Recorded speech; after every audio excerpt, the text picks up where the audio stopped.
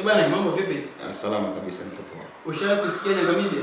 Ndiyo, nishawahi kusikia na nishawahi kufika kwenye account yao nikaangalia interview ya kijana anaitwa Mr. Kuweza. Yaani niliweza kusubscribe, nikapenda kazi zao. Ulizipenda?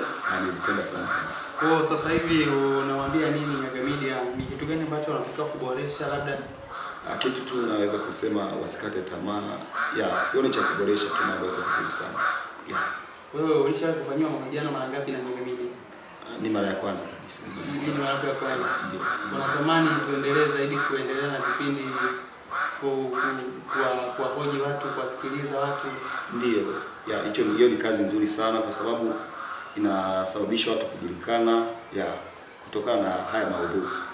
Au unasemaje? Asante. Ni neno gani ambalo unaweza kumwambia Mr. Kuweza wewe? Mr. Kuweza na big up sana, ni kijana ambaye namheshimu sana, naheshimu sana kazi zake. Ni kijana ambaye tunaheshimiana sana na ni support kwenye vitu mbalimbali.